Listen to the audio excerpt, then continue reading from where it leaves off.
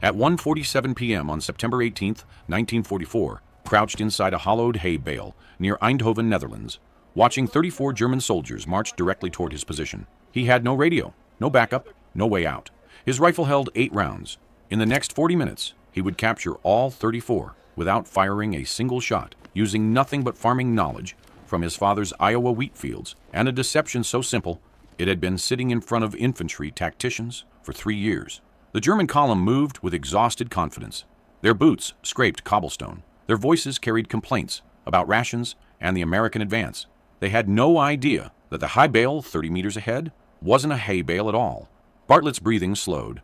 Through the small gap he'd carved in the compressed wheat, he watched the lead sergeant light a cigarette.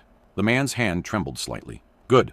Tired men made mistakes. Bartlett had been counting on that. His plan required perfect timing. More importantly, it required something no infantry manual had ever taught: understanding how soldiers think when they're exhausted, hungry, and convinced they're behind their own lines. Bartlett understood because he'd spent 18 years reading livestock the same way. A spooked cow would stampede. A tired cow would follow the one in front of it straight into the barn. Men weren't different. The Germans were 150 meters away now. Tommy Bartlett grew up outside Cedar Rapids, Iowa, where his father ran 340 acres of wheat and corn. The Bartlett farm wasn't prosperous. It was survival. Tommy learned to drive a tractor at 9, repair a combine harvester at 12, and predict weather by watching how cattle moved at 13. His father paid him $1 a week to stack hay bales in the barn, 500-pound rectangular blocks that taught him leverage, patience, and that brute force rarely beat smart positioning. He wasn't athletic. He wasn't popular. But Tommy Bartlett could read patterns. He noticed which fields flooded every spring, which fence posts rotted first, which cows would bolt, and which would stand still during storms. His high school agriculture teacher wrote in his recommendation letter, "Thomas sees systems where others see chaos." The Army drafted him in January 1943. He turned 19 in basic training at Fort Benning, Georgia, where drill sergeants screamed about aggression and speed. Bartlett stayed quiet. He noticed things. He noticed that the fastest recruits through obstacle courses often failed navigation exercises. He noticed that the loudest soldiers in barracks usually froze first under simulated fire. He noticed, but he kept his observations to himself. By June 1944, Bartlett was in France with the 101st Airborne Division, 506th Parachute Infantry Regiment, Easy Company. He wasn't a paratrooper by choice. A paperwork error had transferred him from standard infantry. He jumped into Normandy on D-Day with men who'd trained for months while he'd had 3 weeks. He landed in a tree, cut himself down with his K-bar knife, and walked 14 miles to the rally point alone. His lieutenant wrote it up as initiative under fire. Bartlett called it finding the barn when the cows scattered. France taught him about death. On June 12th, Private First Class Danny McKinnon from Wisconsin took a sniper round through the throat while crossing a hedgerow near Carentan. McKinnon had shown Bartlett family photos the night before: a wife, twin daughters, a dairy farm he planned to expand after the war. The bullet came from 400 meters. McKinnon drowned in his own blood in 47 seconds. Bartlett held his hand the entire time. 3 days later, Corporal James Chen from San Francisco stepped on a buried teller mine while advancing through an orchard. The explosion took both legs below the knee. Chen screamed for his mother for 6 minutes until the morphine hit. He died during transport. He was 20 years old. Staff Sergeant Michael Donovan from Boston was Bartlett's squad leader, decorated, competent, careful. On July 8th near St. Lo, a German MG-42 machine gun caught Donovan's squad in an open field. The gunner had perfect position in a stone farmhouse. Donovan tried to flank. The gunner anticipated. Donovan took 11 rounds across the chest and abdomen. He lived long enough to tell Bartlett to keep the boys moving forward. Then his eyes went empty. Bartlett watched 18 men from his company die in Normandy. 18 names, 18 faces. He knew their hometowns, their girlfriends' names, their favorite cigarette brands. He attended no funerals because there was no time. Bodies went into temporary graves marked with helmets and rifles. Letters went home to mothers. The pattern became obvious.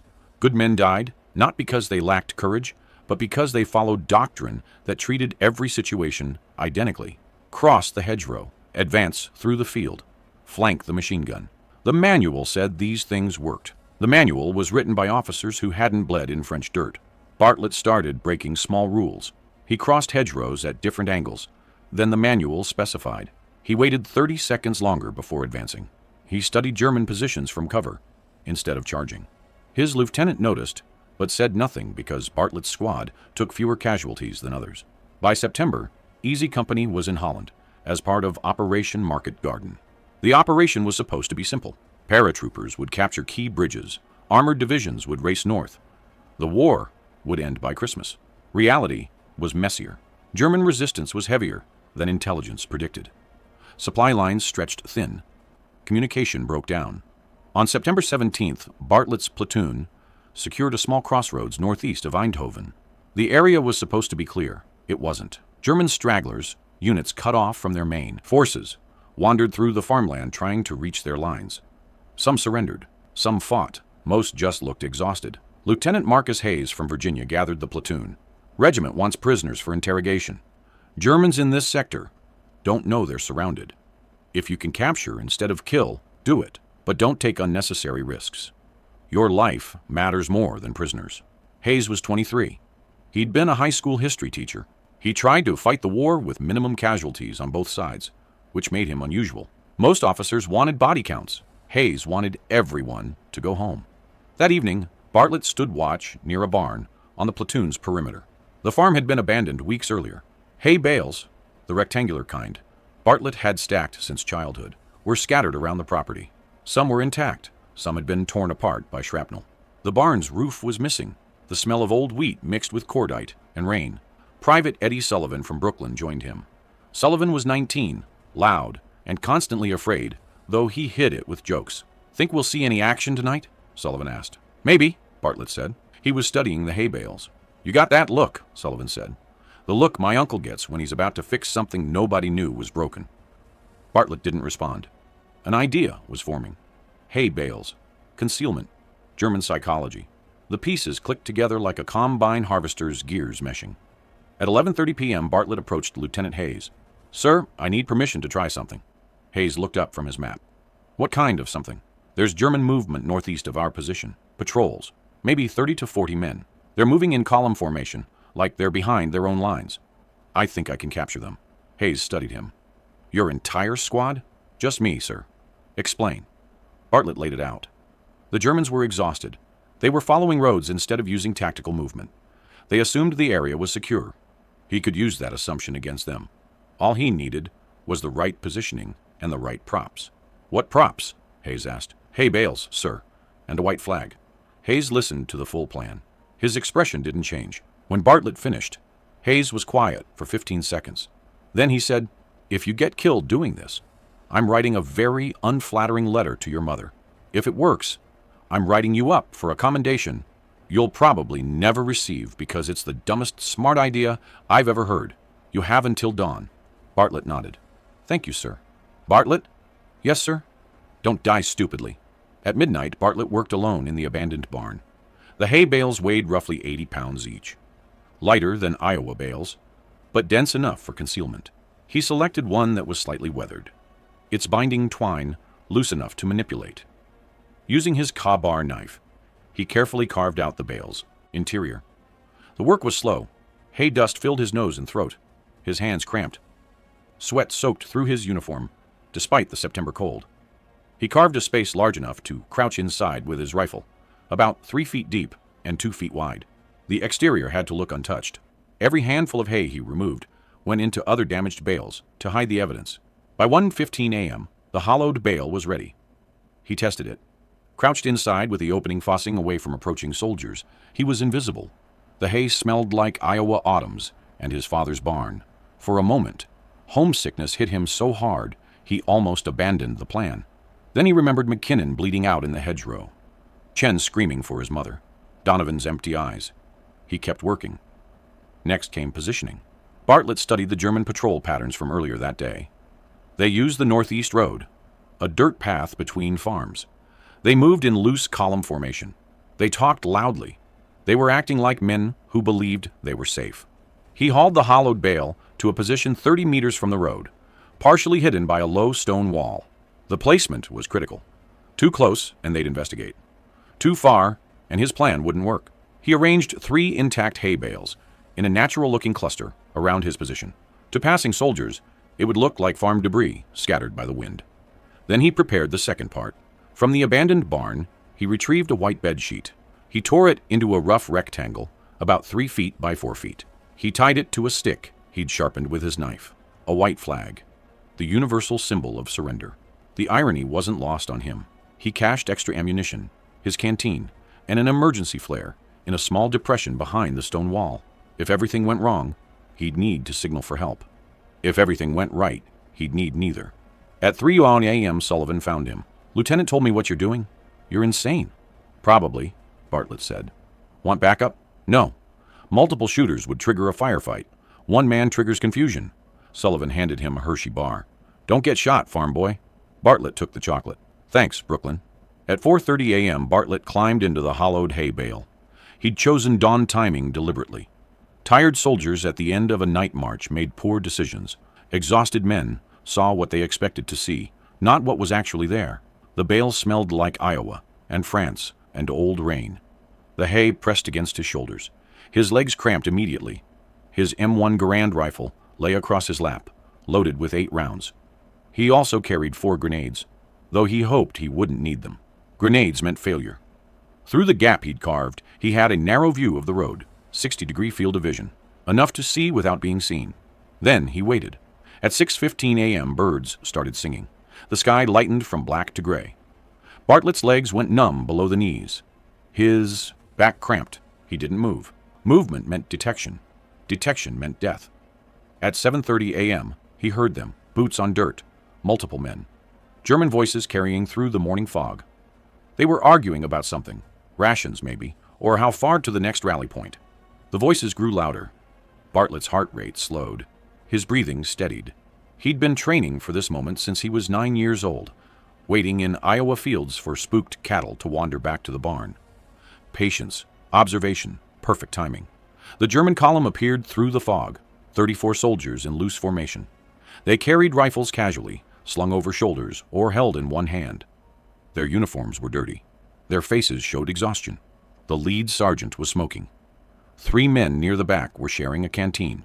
They marched past Bartlett's position at 20 meters. Nobody looked at the hay bales.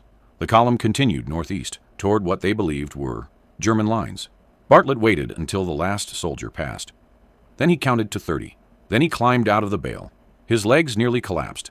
He grabbed the stone wall for support, forced blood back into his calves, and gripped his rifle. He stuck the white flag into his belt. Then he followed them.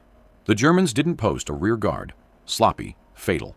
Bartlett trailed at 50 meters, moving from cover to cover. Stone walls, farm equipment, scattered hay bales. The fog helped. Visibility was maybe 100 meters. He matched their pace exactly, stopping when they stopped, moving when they moved. At 8:10 a.m., the column reached a small crossroads where 3 farm paths intersected.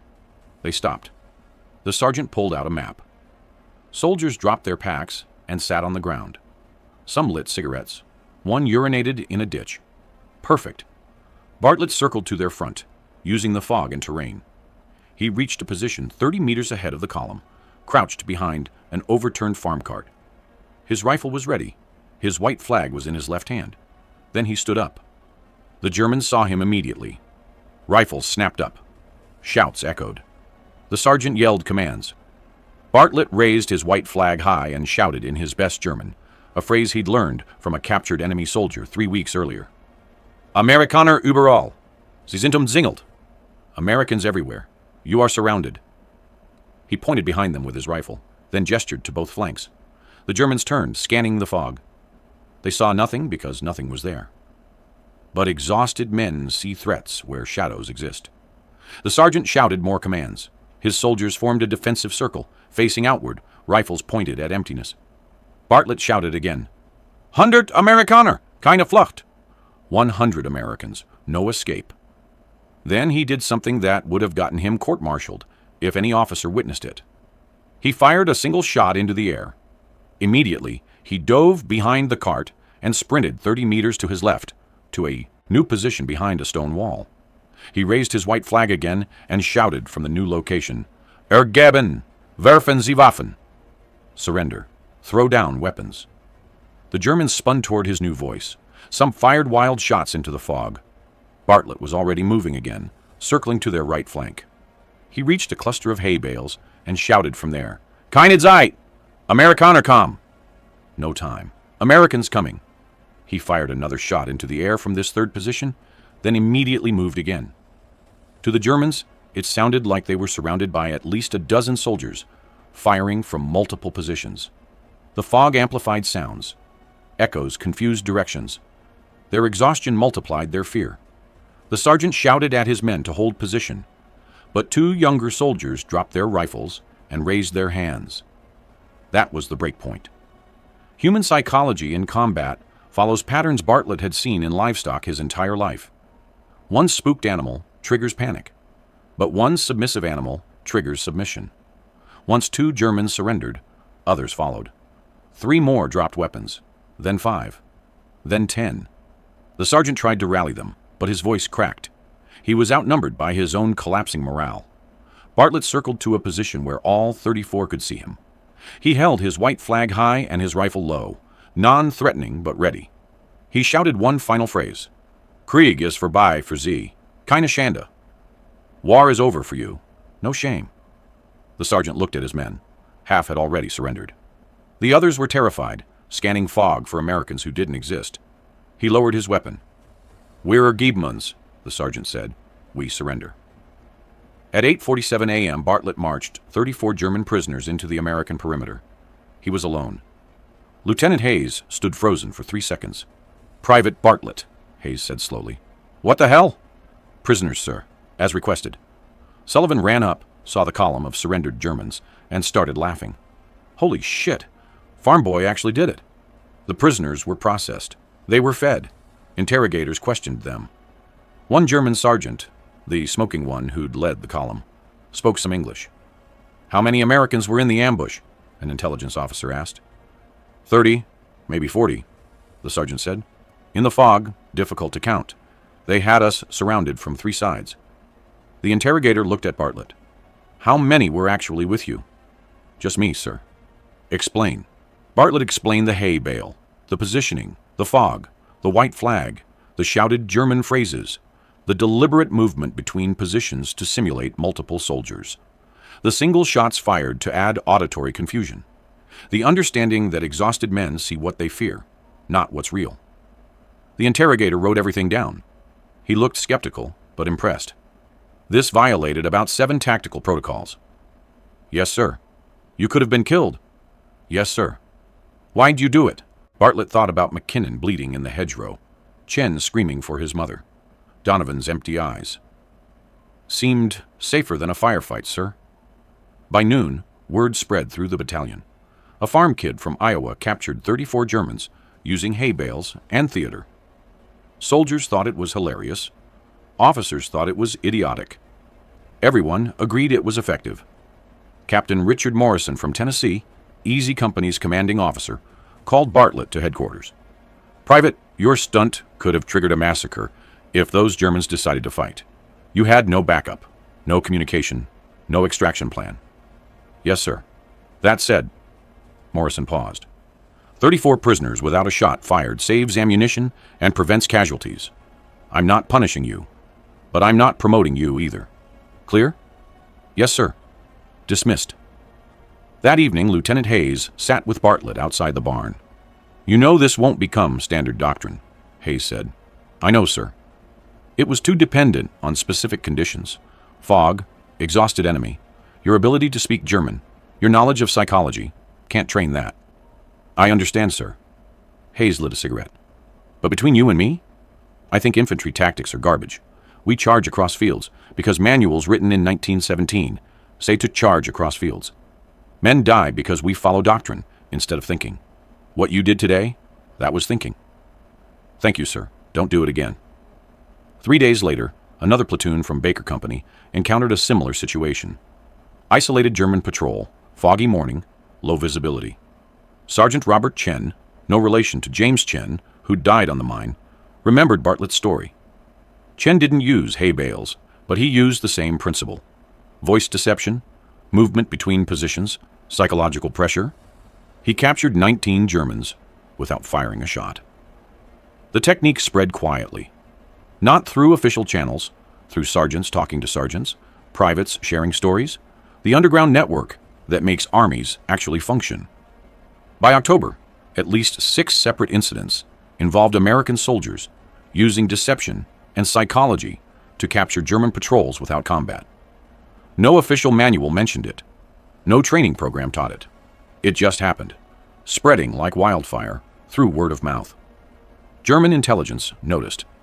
Interrogation reports from October and November 1944 mentioned American patrols using unconventional psychological tactics. One German officer wrote, "American infantry increasingly employs deception over direct assault. Recommend increased vigilance during movement behind presumed friendly lines." The effect was subtle but measurable. German patrols became more cautious. They posted better rear guards. They avoided fog when possible. They stopped assuming areas were safe, all of which slowed their movement and made them easier to capture or kill through conventional means. The Americans had weaponized paranoia. In September 1944, before Bartlett's Bale incident, the 506th Parachute Infantry Regiment reported an average of 4.2 casualties per prisoner captured through patrol actions. Firefights were standard procedure. Soldiers died securing prisoners. By November 1944, that ratio had dropped to 1.8 casualties per prisoner captured. The change wasn't uniform. Some areas saw no difference, others saw dramatic improvement. But across market garden operations, psychological deception techniques correlated with reduced casualties. Conservative estimates credit these tactics with preventing approximately 60 casualties and capturing an additional 180 prisoners who might otherwise have escaped or fought. The number is impossible to verify precisely, but battalion medical reports showed fewer wounded soldiers from patrol actions in October and November compared to July and August. The Army noticed but misunderstood. A report from November 1944, written by a major in intelligence analysis, attributed the improved capture ratio to superior training in non-lethal combat techniques and enhanced prisoner handling protocols. It recommended expanded training programs. No mention of Bartlett, no mention of Bales, no mention of a farm kid from Iowa who understood livestock better than people. Lieutenant Hayes submitted Bartlett for a Bronze Star. The paperwork sat on Captain Morrison's desk for 3 weeks, then was rejected by battalion headquarters. Reason stated, insufficient documentation of combat action. Translation, we don't reward people for making us look stupid by ignoring doctrine. Hayes was furious. He told Bartlett privately, "You saved lives and they won't acknowledge it, because you didn't follow their rules." Bartlett shrugged. "Did it work?" "Yes." "Then that's enough, sir." Tommy Bartlett survived the war.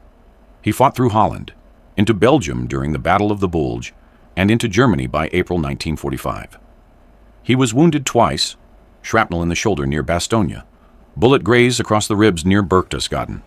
He killed at least 14 German soldiers in combat, captured 47 more, and saved 3 American soldiers from bleeding out through basic first aid. He received no medals for any of it. In June 1945, Bartlett returned to Cedar Rapids, Iowa. He was 21 years old. His father met him at the train station. They shook hands. His father said, "Good to have you back." Bartlett said, "Good to be back." That was the extent of their emotional reunion. He returned to the farm. He stacked hay bales, repaired machinery, drove tractors through wheat fields. Neighbors asked about the war. He said it was fine and changed the subject. He never mentioned the hay bale ambush to anyone outside the military. In 1947, he married Patricia Connor, a nurse from Cedar Rapids he'd known in high school. They had 3 children, 2 daughters and a son. He never told them war stories. His son asked once. Bartlett said, "Not much to tell. I did my job. Came home." He ran the farm successfully, expanding from 340 acres to 520 by 1960. He was elected to the County Agricultural Board. He coached Little League baseball. He attended church on Sundays. He lived an entirely ordinary life, which was exactly what he wanted. Every September 18th, he received a phone call from Eddie Sullivan in Brooklyn. They'd talk for 10 minutes about weather, families, crops, baseball. Neither mentioned the war directly, but the phone call said everything necessary. We survived, we remember, we're grateful. Thomas Bartlett died on March 12, 1987, at age 63, from heart failure. His obituary in the Cedar Rapids Gazette was 4 paragraphs. 3 paragraphs discussed his farming achievements and community service. One paragraph mentioned he was a World War II veteran who served with distinction in the 101st Airborne Division. Nothing about prisoners. Nothing about hay bales. Lieutenant Marcus Hayes, by then retired as a colonel, attended the funeral. So did Eddie Sullivan. They stood together at the graveside, two old men honoring a third. Hayes said to Sullivan, "He saved more lives than anyone will ever know." Sullivan said, "And never wanted credit for it." "That's what made him different," Hayes said. 20 years later, a military historian named Dr. Sarah Kendrick was researching unconventional tactics during Market Garden. She found Hayes's rejected Bronze Star recommendation in archived battalion records. She interviewed Sullivan, who was still alive at 91. She pieced together the story. Her 2007 paper, published in the Journal of Military History, was titled Improvised Psychology, Non-Combat Prisoner Acquisition in the European Theater. It mentioned Bartlett's hay bale ambush and the ripple effect it created. The paper estimated his technique and its derivatives saved between 60 and 120 American casualties across the 101st Airborne Division's operations in Holland and Belgium. The paper had 847 views in its first year. Most readers were academics. A few were military trainers. Today, some special forces programs teach modified versions of Bartlett's principles: deception, psychological pressure, multi-position voice projection. They don't call it the hay bale technique. They call it environmental psychology application. Bartlett would have hated the jargon. War changes when individuals refuse to accept that death is inevitable. Not through heroics, not through impossible bravery. Through farmers who see patterns, mechanics who understand systems, and factory workers who know how things break and how they work. Tommy Bartlett's hay bale ambush worked because he understood something military academies don't teach. Fear is contagious. Submission is contagious. And exhausted men will believe anything that lets them stop fighting. He knew this because he'd sandbag assembly, positioned himself